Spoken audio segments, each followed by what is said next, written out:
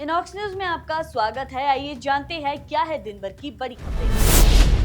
आपदा अधिनियम के बीच चुनावी तैयारियां तेज, मंडी में पहुंचे बैलेट पेपर। हिमाचल सरकार ने 645 पटवारी पदों को भरने की दी मंजूरी। धर्मशाला के जोरावर स्टेडियम में पुलिस और एबीवीपी छात्रों के बीच हिंसक झड़प। ओबीसी आरक्षण विवाद फिर भड़का, जोरावर स्टेडियम में ओबीसी संघर्ष समिति का हल्ला बोल। बिजली मित्रों के बाद अब पशु मित्र की भर्ती शुरू, नोटिफिकेशन जारी। धारा 118 में बदलाव की तैयारी, व्यापार और रोजगार पर सरकार का फोकस। संजाली मस्जिद मामला, मस्जिद के ग्राउंड और फर्स्ट फ्लोर पर यथास्थिति बनाए रखने के आदेश। 58 साल वाली नौकरी का डेटा नहीं, विपक्ष का हंगामा। चंबा मेडिकल कॉलेज में रैगिंग का मामला, कमेटी गठित, 2 दिन में मांगी रिपोर्ट। आइए जानते हैं अब खबरें विस्तार से।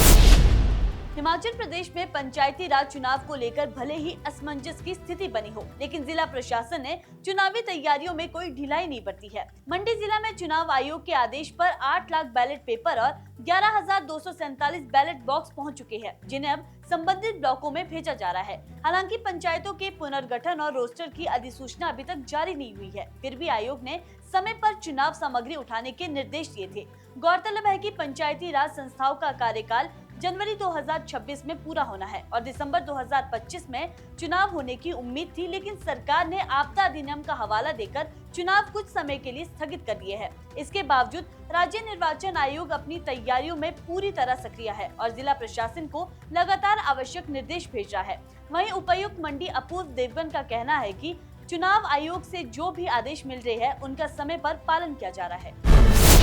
हिमाचल प्रदेश सरकार ने राजस्व विभाग में पटवारियों की भारी कमी को देखते हुए 645 पदों को भरने का निर्णय लिया है। कैबिनेट की मंजूरी के बाद ये मामला राज्य चयन आयोग को भेजा गया है, जिसने अब इन पदों को भरने की प्रक्रिया भी शुरू कर दी है। ये जानकारी विधानसभा के तपोवन परिसर में विधायक इंद्रदत्त लखनपाल के प्रश्न के उत्तर में राजस्व मंत्री जगत सिंह नेगी ने दिया। राजस्व मंत्री ने कहा कि पटवारियों की कमी को दूर करने के लिए सेवानिवृत्त पटवारियों की सेवाएं ली जा रही है। उन्होंने ये भी बताया कि राजस्व कार्य की समय सीमा तय की गई है और समय पर कार्य नहीं करने वाले अधिकारियों और कर्मचारियों के खिलाफ शिकायत दर्ज कर कार्रवाई की जाएगी। मंत्री ने आरोप लगाया कि पूर्व भाजपा सरकार ने पटवारियों की भर्ती नहीं की, जिससे वर्तमान में इनकी भारी कमी हो गई है। विशेष रूप से बड़सर के 43 पटवार सर्कल में 10 पद रिक्त है। विधायक लखनपाल ने निशानदेही के लंबित मामलों और कुछ तहसीलदारों द्वारा सेवा विस्तार में कथित भ्रष्टाचार का मुद्दा भी उठाया। इसके अलावा तहसील कार्यालय में डॉक्यूमेंट राइटर द्वारा अधिक फीस वसूलने की शिकायत भी सामने आई है। इस पर राजस्व मंत्री ने कहा कि यदि ऐसे मामले विधायक के संज्ञान में है तो वे लिखित रूप से इसे प्रस्तुत करें। सरकार इसका संज्ञान लेकर जांच करवाएगी और दोषियों के खिलाफ कार्रवाई भी की जाएगी। धर्मशाला के जोरावर स्टेडियम में पुलिस और एबीवीपी छात्रों के बीच हुई हिंसक झड़प। आज विद्यार्थी परिषद का यहाँ विधानसभा घेरा, बड़ी शांतिपूर्वक तरीके से विद्यार्थी परिषद अपनी सारी मांगे जो है यहाँ पर रख रही थी और पुलिस प्रशासन से भी मांग कर रही थी कि मुख्यमंत्री आए और हमारी मांगे सुने। लेकिन मुख्यमंत्री जो तानाशाह बन चुके हैं, उन्होंने अपनी तानाशाही का रवैया आज फिर से एक बार दिखाया। उन्होंने पुलिस कर्मचारियों को अपनी कठपुतली मात्र बना के रखा है। जो निर्देश सुखविंदर सिंह सुक्खू के इन पुलिस के कर्मचारियों को मिलते हैं, उसके बाद हमारा जब धरना यहाँ पर विरोध प्रदर्शन चला था तो पुलिस के कर्मचारियों द्वारा हमारी छात्रा कार्यकर्ताओं को लातें तक मारी गई। यानी कि जिस देश में लड़कियों को देवी के रूप में पूजा जाता है, आज उन्हीं देवी के रूप में लड़कियों को जब लातें उठा रहे थे, यहाँ कोई लेडीज पुलिस कांस्टेबल कोई नहीं थी जो लातें मारने वाले थे, वो मेल पुलिस कांस्टेबल। यानी कि किस हद तक ये सरकार गिर चुकी है।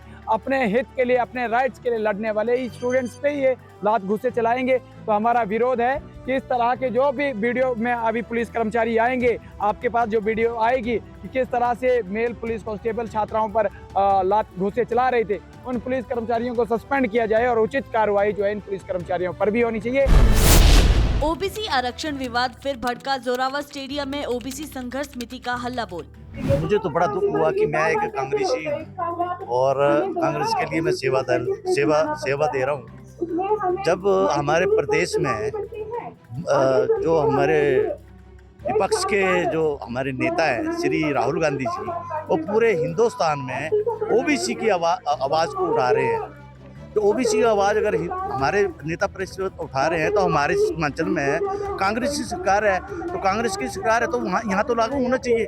यहाँ तो मिलना चाहिए, लेकिन ये हमें मतलब यहाँ पे लागू करने नहीं दे रहे हैं, जबकि राहुल गांधी जी खुद कह रहे हैं 2 महीने पहले मिलकर आए उनसे। हाँ, मतलब खुद कह रहे हैं कि हम पूरे हिंदुस्तान में ओबीसी आरक्षण जो वो लागू करेंगे और जो भी संभव प्रयास होंगे हम करेंगे। लेकिन हमारी दुख की बात है कि हमारी सरकार हिमाचल में है और हमारी जो स्थायी प्रसार आरक्षण उसको भी नहीं लागू कर रहे हैं। तो मैं चाहूँगा सरकार से कि वो अपना जो हमारी मांगे हैं वो पूरी करें इस सदन में। हिमाचल प्रदेश में बिजली मित्रों की तर्ज पर अब सरकार पशु मित्रों की भर्ती प्रक्रिया शुरू करने जा रही है। राज्य सरकार ने 500 पदों को भरने के लिए आधिकारिक नोटिफिकेशन जारी कर दिया है। नोटिफिकेशन के अनुसार पशु मित्रों को लगभग 166 रुपए दिहाड़ी और करीब 5000 मासिक मानदेय दिया जाएगा, जबकि रोजाना 4 घंटे कार्य निर्धारित किए गए हैं। पशुपालन विभाग इस भर्ती को अपने स्तर पर पूरा करेगा। विभाग द्वारा जारी पत्र में प्रत्येक जिले और उपमंडल में भरे जाने वाले पदों का विस्तृत ब्यौरा मांगा गया है।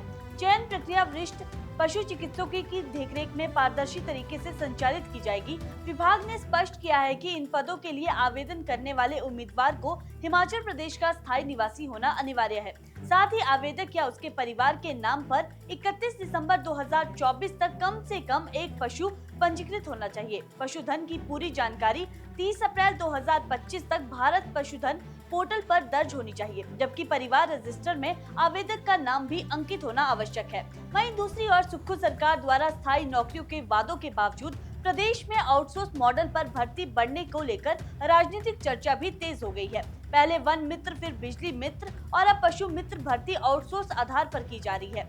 सरकार अब आगामी समय में रोगी मित्र नियुक्त करने की दिशा में भी आगे बढ़ रही है। कम मानदेय वाले इन पदों को लेकर प्रदेश में राजनीतिक बहस लगातार बढ़ रही है। धर्मशाला के तपोवन में चल रहे हिमाचल प्रदेश विधानसभा के शीतकालीन सत्र के 5वें दिन सुक्खू सरकार ने बहुचर्चित धारा 118 में संशोधन का विधेयक सदन में प्रस्तुत कर दिया। सरकार का कहना है कि धारा 118 को पूरी तरह बदले बिना उसे सरल और आधुनिक आर्थिक जरूरतों के अनुरूप बनाया जा रहा है। विधानसभा में इस विधेयक पर आगामी दिनों में चर्चा होगी। राजस्व मंत्री जगत सिंह नेगी ने बताया कि राज्य सरकार व्यापार को सुगम बनाने और प्रदेश की आर्थिकी को मजबूत करने के उद्देश्य से tenancy and land reform act में बदलाव चाहती है। विपक्ष ने इस कदम पर सवाल उठाए हैं, लेकिन मुख्यमंत्री सुखविंदर सिंह सुक्खू ने स्पष्ट किया है कि धारा 118 में किसी प्रकार की अति छेड़छाड़ नहीं की जा रही है। सीएम ने कहा कि अभी तक सरकार के पास उन लोगों को एक्सटेंशन देने का अधिकार नहीं था जिन्होंने भूमि लेकर 5 साल में अपना काम पूरा नहीं किया। नए संशोधन से सरकार 5 वर्षों में 70% काम पूरा करने वालों को पेनल्टी के साथ 1 वर्ष की एक्सटेंशन दे सकेगी। प्रस्तावित विधेयक के अनुसार प्रदेश में पूरी तरह कृषक सदस्यों वाली सहकारी समितियों को धारा 118 अनुमति से छूट मिलेगी। सरकार का दावा है कि इससे प्रदेश में रोजगार बढ़ेगा और नए उद्यमों को बढ़ावा मिलेगा। ग्रामीण क्षेत्रों में 10 वर्षों तक तैयार भवनों को लीज पर लेने की छूट भी प्रस्तावित है, जिसके लिए धारा 118 की मंजूरी नहीं लेनी होगी। विधेयक के अनुसार हिमुडो और निजी बिल्डरों द्वारा निर्मित भवनों व फ्लैटों की खरीद पर भी लोगों को छूट मिलेगी। ये छूट आगे आने वाले खरीदारों पर भी लागू रहेगी। इसके तहत गैर कृषक भी पूरी तरह निर्मित भवन खरीद सकेंगे। देश भर में सुर्खियों में रहे शिमला के संजौली मस्जिद मामले में 3 दिसंबर को हिमाचल प्रदेश हाई कोर्ट में महत्वपूर्ण सुनवाई हुई। न्यायमूर्ति अजय मोहन गोयल ने सभी पक्षों की दलीलें सुनने के बाद मस्जिद के ऊपर बने अवैध ढांचे पर सख्त टिप्पणी करते हुए ऊपरी 3 मंजिलों को हटाने के आदेश दोहराए। वक्फ बोर्ड ने अदालत को बताया कि विवादित स्ट्रक्चर की 3 में से 2 ऊपरी मंजिलें पहले ही गिरा दी गई है, जबकि बची हुई 1 मंजिल को भी जल्द हटाया जाएगा। हाईकोर्ट ने इस दौरान स्ट्रक्चर की कानूनी स्थिति पर भी पक्षों से सवाल किए। नगर निगम शिमला ने अदालत के सामने स्पष्ट किया कि संजौली में खड़ी ये 5 मंजिला इमारत निगम की स्वीकृति के बिना बनाई गई है और पूरी तरह अवैध है। सुनवाई के बाद अदालत ने मामले की अगली तारीख 9 मार्च 2026 तय करते हुए शिमला नगर निगम को भी नोटिस जारी किया है। साथ ही कोर्ट ने इमारत की नीचे स्थित 2 मंजिलों को लेकर यथास्थिति बनाए रखने के निर्देश दिए हैं। गौरतलब है कि ये मामला पहले नगर निगम कमिश्नर कोर्ट में गया था, जहां एमसी शिमला ने इमारत को अवैध बताकर ऊपरी 3 मंजिलें गिराने के आदेश दिए थे। इसके बाद मामला जिला अदालत पहुंचा, जहां अदालत ने पूरे 5 मंजिल स्ट्रक्चर को अवैध घोषित करते हुए उसे ध्वस्त करने के निर्देश दिए थे। जिला अदालत ने इसी आदेश को चुनौती देते हुए वक्फ बोर्ड ने हाईकोर्ट का रुख किया। मामले को पहले हाईकोर्ट की डबल बेंच ने सुना, लेकिन बाद में वक्फ बोर्ड ने अपनी याचिका वापस लेने की अनुमति मांगी, जिसे अदालत ने मंजूर भी कर लिया। इसके बाद बोर्ड ने नई याचिका दायर की, जिसकी सुनवाई अब न्यायमूर्ति अजय मोहन गोयल की एकल पीठ कर रही है। हिमाचल प्रदेश विधानसभा के शीतकालीन सत्र के 5वें दिन रोजगार से जुड़े एक महत्वपूर्ण प्रश्न का जवाब न मिलने पर विपक्ष भड़क उठा। सरकार द्वारा ये कहे जाने पर कि सूचना एकत्र की जा रही है, विपक्ष ने कड़ा ऐतराज जताया और कहा कि ये स्थगित प्रश्न पहले भी लंबित था, मगर इस बार भी उत्तर नहीं दिया गया। नेता प्रतिपक्ष जयराम ठाकुर ने सरकार से सीधे प्रश्न पूछा कि क्या वे इस सत्र में ये जानकारी उपलब्ध करवाएंगे, और साथ ही आरोप लगाया कि सरकार युवाओं के साथ छल कर रही है। उनकी नाराजगी का कारण कांग्रेस के वे चुनावी वादे भी रहे, जिनमें युवाओं को 58 साल तक की पक्की नौकरी, पहली कैबिनेट में 1 लाख नौकरी और 5 साल में 5 लाख रोजगार देने की घोषणा शामिल थी। वहीं मुख्यमंत्री सुखविंदर सिंह सुक्खू ने सदन में कहा कि जानकारी जल्द ही एकत्र की जाएगी, लेकिन विपक्ष ने आपत्ति लेते हुए कहा कि प्रत्येक अनुत्तरित प्रश्न के साथ यही औपचारिक जवाब दिया जाता है।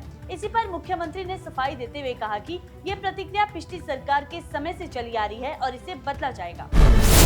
हिमाचल प्रदेश के मेडिकल कॉलेज चंबा में रैगिंग का मामला सामने आया है। प्रथम वर्ष के एक प्रशिक्षु ने द्वितीय वर्ष के एक प्रशिक्षु पर निजी काम करवाने और मानसिक रूप से परेशान करने का आरोप लगाया है। शिकायत में प्रशिक्षु ने ये भी कहा कि इस दबाव के चलते उसने 2 बार आत्महत्या तक का विचार किया। मामला सामने आते ही कॉलेज प्रशासन ने जांच कमेटी गठित कर 2 दिन के भीतर रिपोर्ट पेश करने के निर्देश दिए हैं। शिकायतकर्ता ने अन्य जूनियर छात्रों के साथ भी रैगिंग होने की बात कही है। स्थानीय युवाओं ने प्राचार्य से मिलकर निष्पक्ष और त्वरित जांच की मांग उठाई है। जांच कमेटी ने प्रशिक्षुओं से पूछताछ शुरू कर दी है। शुरुआती जांच में ये भी सामने आया है कि प्रथम वर्ष के प्रशिक्षु से वरिष्ठ प्रशिक्षु अपने निजी काम करवाते और उसे मानसिक रूप से तंग करते थे। वहीं दूसरी ओर वरिष्ठ प्रशिक्षुओं का कहना है कि शिकायतकर्ता ने 10 से 15 स्थानीय युवाओं को बुलाकर सीनियर्स को डराने और धमकाने की कोशिश की है। कॉलेज के प्राचार्य डॉक्टर पंकज गुप्ता ने बताया कि शिकायत उनके पास पहुंच चुकी है और एंटी रैगिंग कमेटी को 2 दिन में रिपोर्ट सौंपने की निर्देश दिए गए हैं।